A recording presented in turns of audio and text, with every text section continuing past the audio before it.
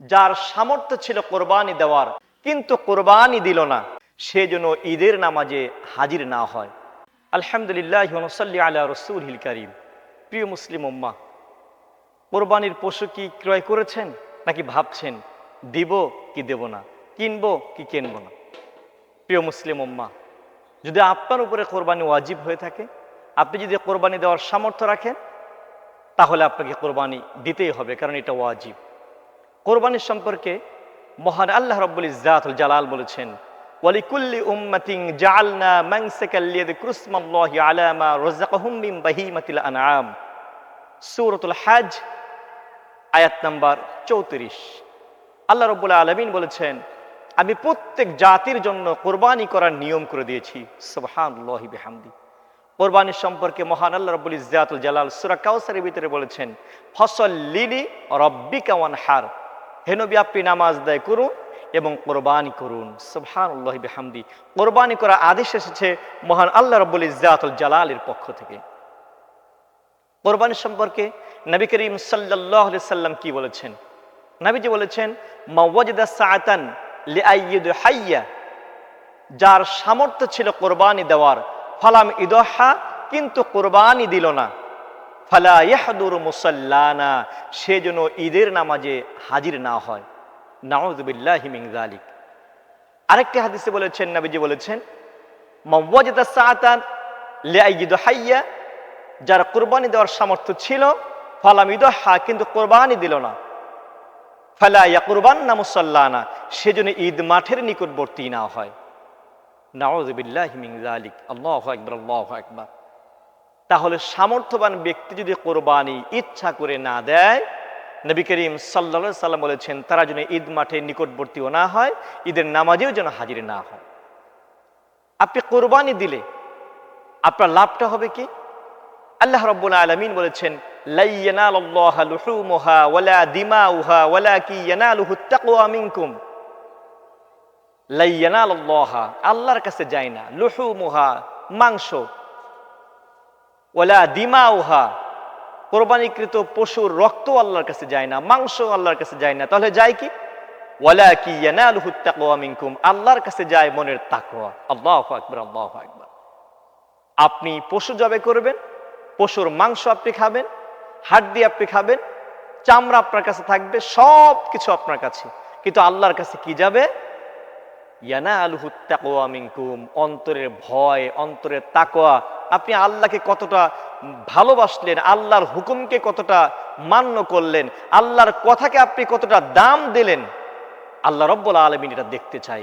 যেরকম মনের তাকওয়া গিয়েছিলেন ইব্রাহিম আলাইহিস সালাতু ওয়াস সালাম, তার তাকওয়া আল্লাহ পাক এত পছন্দ করেছিলেন, আল্লাহ রাব্বুল আলামিন তার তাকওয়াকে এত পছন্দ করেছিলেন, ইব্রাহিম আলাইহিস সালাতু ওয়াস সালাম এবং ইসমাঈল আলাইহিস সালাতু ওয়াস সালামের মধ্যকার ঘটনা আল্লাহ পাক কোরআনুল কারীমের মধ্যে বর্ণনা করেছেন। যেটা বলি সুবহানাল্লাহ। প্রিয় মুসলিম উম্মাহ, ইব্রাহিম আলাইহিস সালাতু ওয়াস সালাম তার কলিজার টুকরা সন্তান ইসমাঈল আলাইহিস সালাতু ওয়াস সালামকে কোরবানি দেওয়ার জন্য নিয়ে যাচ্ছেন। কেন নিয়ে যাচ্ছেন? আল্লাহর পক্ষ থেকে ইব্রাহিম আলাইহিস সালাতু ওয়াস সালামের উপরে আদেশ হয়েছে, ইব্রাহিম, আমি তোমার কাছ থেকে পরীক্ষা নিতে চাই, আমি তোমার কাছ থেকে কোরবানি চাই, তুমি তোমার সন্তানকে আমি আল্লাহর জন্য কোরবানি করে দাও। আল্লাহু আকবার, আল্লাহ। ফালাম্মা বালাগা মাহু সাইয়া ক্বালা ইয়া বুনাইয়া ইন্নী আরা ফিল মানাম। ফালাম্মা বালাগা মাহু সাইয়া, যখন তার কলিজার টুকরা সন্তান একটু হাঁটা চলা শিখেছে, জমিনে বিচরণ করা শিখেছে, তখন ইব্রাহিম আলাইহিস সালাতু ওয়াস সালাম তার সন্তানকে বললেন, ইয়া বুনাইয়া, হে আমার বৎস, হে আমার কলিজার টুকরা সন্তান, ইন্নী আরা ফিল মানাম, নিশ্চয়ই আমি স্বপ্নে দেখেছি, আন্নী আযবাহুকা, আমি তোমাকে জবেহ করছি, আল্লাহর জন্য জবেহ করছি। ফানজুর মাযা তারা, তুমি কি মনে করো, তোমার সিদ্ধান্তটা কি? আমি স্বপ্নে দেখেছি তোমাকে জবেহ করছি, তোমার সিদ্ধান্তটা কি? কারণ নবীদের স্বপ্ন সেটাও ওহী, নবীদের স্বপ্ন সেটা ওহী 100% সত্য। আল্লাহু আকবার। কলিজার টুকরা সন্তান বললেন, ক্বালা ইয়া আবাতি ফাআল মা তুমার। ক্বালা, হে আমার, ক্বালা ইসমাঈল আলাইহিস সালাম বললেন, ইয়া আবাতি, ইয়াবাতি, হে আমার পিতা, ইফআল, আপনি সেটা করুন, মা তুমার, আপনার উপরে যেটা আদেশ করা হয়েছে সেটা আপনি করুন। আল্লাহু আকবার, আল্লাহু আকবার। ইসমাঈল আলাইহিস সালাতু ওয়াস সালাম বললেন, সাতাজিদুনি ইনশাআল্লাহু মিনাস সাবিরিন, নিশ্চয় আমাকে আপনি ধৈর্যশীলদের কাতারে পাবেন। আল্লাহু আকবার। পিতা ইব্রাহিম আলাইহিস সালাতু ওয়াস সালাম সন্তানকে বললেন, তোমাকে আমি জবেহ করেছি, তুমি কি বলো? সন্তান বললেন, আমাকে জবেহ করুন, আপনি আমাকে ধৈর্যশীলদের কাতারে পাবেন। আল্লাহু আকবার। পিতাও রাজি হয়েছেন সন্তানকে কোরবানি দেওয়ার জন্য, সন্তানও রাজি হয়েছে কোরবানি হওয়ার জন্য। কেন? ইব্রাহিম আলাইহিস সালাতু ওয়াস সালাম এবং ইসমাঈল আলাইহিস সালাতু ওয়াস সালাম আল্লাহ রাব্বুল আলামিনকে এত ভালোবাসেন, আল্লাহ পাক রব্বুল আলামিনের হুকুমকে তো মান্য করেন। তার মনে এত তাকওয়া ছিল, আল্লাহর ভয় ছিল। ইব্রাহিম আলাইহিস সালাতু ওয়াস সালাম চিন্তা করেছিলেন, আল্লাহ পাক আমাকে আদেশ করেছে, আল্লাহর হুকুম আমাকে মানতে হবে, এখানে সন্তান কোরবানি হয়ে যাবে, কোনো দ্বিধা করেন নাই। আল্লাহু আকবার। ইসমাঈল আলাইহিস সালাতু ওয়াস সালামও কোরবানি হওয়ার জন্য তিনি প্রস্তুত হয়ে গিয়েছেন একটি মাত্র কারণ, তিনি জানেন আমার রব হচ্ছে আল্লাহ, আল্লাহ যা আদেশ করেছেন সেটা আমাকে করতে হবে।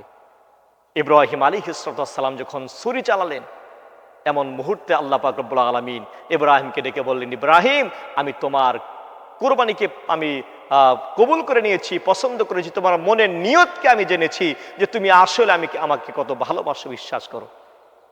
আল্লাহ রাব্বুল আলামিন জান্নাত থেকে জিবরাইল আমিনের মাধ্যমে একটি দুম্বা দিলেন। দুম্বা কুরবানি করে ইব্রাহিম আলাইহিস সালাম কলিজার টুকরার সন্তান ইসমাইলকে নিয়ে বাড়িতে চলে গেলেন।